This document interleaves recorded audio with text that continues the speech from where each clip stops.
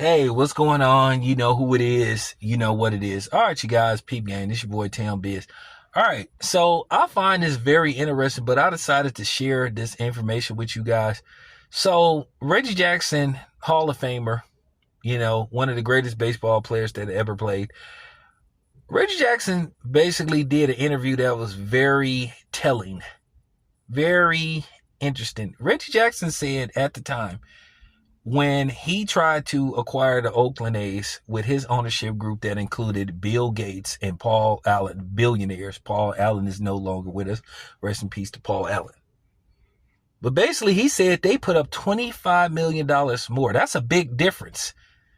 He said that they put up $25 million more than the eventual owner, John Fisher, did. He said that Bud Selig was supposed to help him push the deal through, I guess, to be, approved and voted in by the other MLB owners, which I never understood why you have to be voted in as an owner. If you want to buy the team, you should just be able to purchase the team. But Reggie Jackson kind of hit it at the time. He said that the good old boys didn't want somebody like him owning the team or being part of an ownership group. That's what Reggie Jackson has hinted. But this further makes people believe that something isn't right and that why they may have been a conspiracy to get all of the teams out of Oakland for whatever reason, from the A's to the Golden State Warriors to the Raiders. But that is very interesting that he said that his group put up $25 million more than eventual owner John Fisher. Something is very fishy about that situation. So, this is why people believe that there was some kind of conspiracy.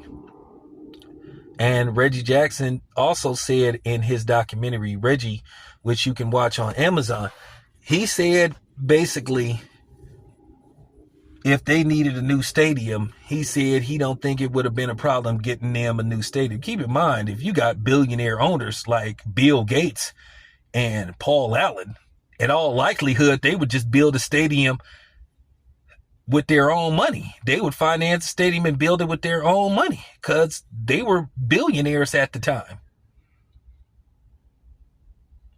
And that's funny that at the time, Bud Selig, came to the Coliseum and I think he declared it obsolete.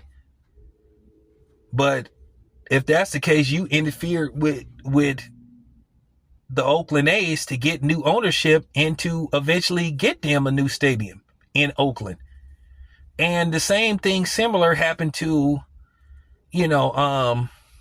supermarket mogul Leonard Polinacci, who owned Save Mart, who went on to buy at least 118 Lucky stores, and he's no longer with us. He passed away a while back. I think his daughter now is the CEO of Save Mart / Lucky's. But nevertheless, it was. I mean, sometimes he would be at some of his supermarkets. He would be mostly at the ones that would be like in the Modesto area, the Save Marts in the Modesto, Stockton area. And anytime you would ask him about that, he would get mad. And he was another one when he was trying to buy the team. And for some reason, the owners wouldn't vote for him to own the team and get ownership of the team. And he never understood that. He was a billionaire. He was worth at the time, I think, like $18 billion. And once again, he said, hey, if they need a new stadium, I'll get them a new stadium in Oakland. So this is why a lot of people think and talk conspiracy theory about trying to get all the teams out of Oakland, which eventually it happened. Keep in mind, like I said, the A's tried to leave first. If it wasn't for lawsuits and territorial stuff, the A's would be playing in San Jose right now as we speak. But because of territorial rights with the Giants, And the Giants took the A's to court and Major League Baseball because they were trying to get the A's to San Jose. And basically that didn't happen because the Giants said, no, we're not giving up our territorial rights. No, we're not. And, before that, they would try to move the team to Fremont. And that didn't go through. And I think what the problem was when they announced that they wanted to move the team to Fremont, well, people were like, okay, are you going to keep the Oakland A's name?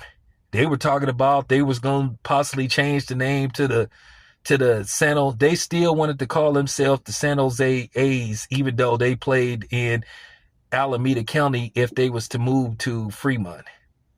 Fremont is in Alameda County. San Jose is in Santa Clara County.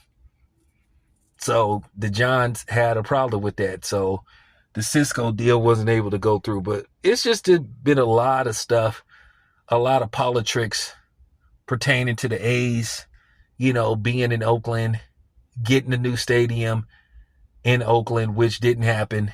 And then the A's eventually booking for, Las Vegas. But in the meantime, for the next 3 seasons, they're going to make a pit stop in West Sacramento. So let me know what you guys think. Do you think conspiracy, or do you just think, I don't know, the terrible politicians, or do you think it could be a mix of both? But I do find this strange that Reggie Jackson's ownership group, who were billionaires, who would have been able to finance a stadium with their own money, wasn't allowed, along with Reggie Jackson, to purchase the team. Anyway, this is your boy, Town Biz. I'm out.